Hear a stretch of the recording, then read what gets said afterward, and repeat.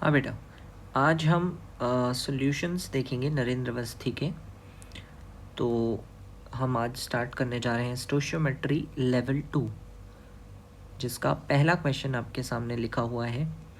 A mixture of ammonium nitrate and ammonium hydrogen phosphate contains 30.4% by mass of nitrogen. What is the mass ratio of the two components in the mixture?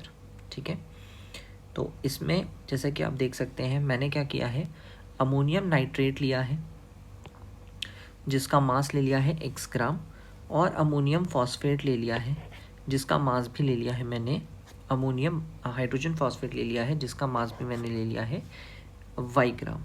Okay, x और y ग्राम ले लिया है। उसके बाद molar mass मैंने calculate कर लिया है अलग से अमोनियम नाइट्रेट का, जिससे कि मुझे पता चला कि 80 ग्राम अमोनियम नाइट्रेट जो है, जो कि उसका मोलर मास भी है, 80 ग्राम अमोनियम नाइट्रेट जो है, इट कंटेन्स 28 ग्राम नाइट्रोजन। भाई मुझे कैसे पता 28 ग्राम नाइट्रोजन? ध्यान से देखो, एक नाइट्रोजन ये रहा, एक नाइट्रोजन ये रहा, टोटल कितने हो गए? 2 नाइट्रोजन, तो 28 ग्राम नाइट्रोजन कंटेन कर रहा है। अगर मैं 1 मोल अमोनियम नाइट्रेट की बात करूँ तो, और 1 मोल का मास ही मोलर मास कहलाता है, वो मैं अलग से लिख चुका हूँ 80 ग्राम्स पर मोल। तो 80 ग्राम अमोनियम नाइट्रेट में 28 ग्राम नाइट्रोजन है। देयरफॉर x ग्राम अमोनियम नाइट्रेट में कितना होना चाहिए, यूनिटरी मेथड से आप निकाल सकते हो, है ना, x इंटू 28 डिवाइड बाई 80, है ना, इतना ग्राम नाइट्रोजन होना चाहिए। और x ग्राम मैंने यहाँ पे माना ही हुआ था अमोनियम नाइट्रेट। फिर बात करते हैं अमोनियम हाइड्रोजन फॉस्फेट की। उसका भी मोलर मास मैंने अलग से निकाल लिया, यहाँ पे कैलकुलेट कर लिया, 132 ग्राम्स पर मोल आ रहा है molar mass of ammonium hydrogen phosphate.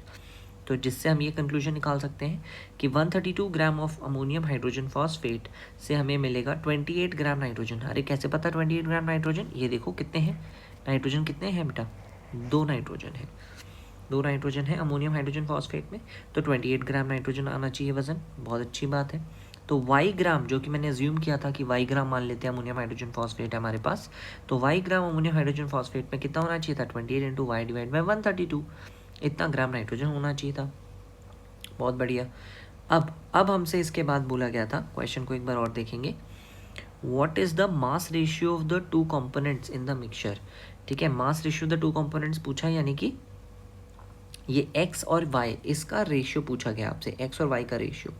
और एक इन्फॉर्मेशन जो और गिवन है, वो गिवन है कि 30.4% बाय मास ऑफ नाइट्रोजन ये प्रेजेंट है। इसलिए मैं नाइट्रोजन का अमाउंट निकाल रहा था, अमोनियम नाइट्रेट के x ग्राम में और अमोनियम हाइड्रोजन फॉस्फेट के y ग्राम में कितना कितना नाइट्रोजन है, और बाय मास कितना होना चाहिए, वो 30.4%। तो उसी चीज़ को मैंने यहाँ लिखा है, देखेंगे ध्यान से कि total mass of nitrogen upon total mass of compounds into 100 should be equal to 30.4।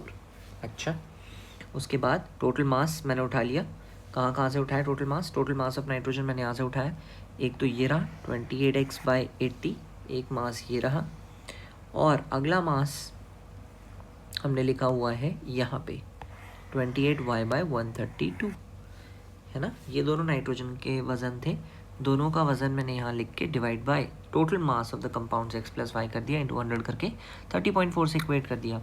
उसके बाद ये कुछ कैलकुलेशंस है, ये आप सॉल्व करके आंसर निकाल सकते हो, और इधर उधर क्रॉस मल्टीप्लाई करके you will get your answer. x upon y का ratio 2:1, so that is your final answer. Thank you.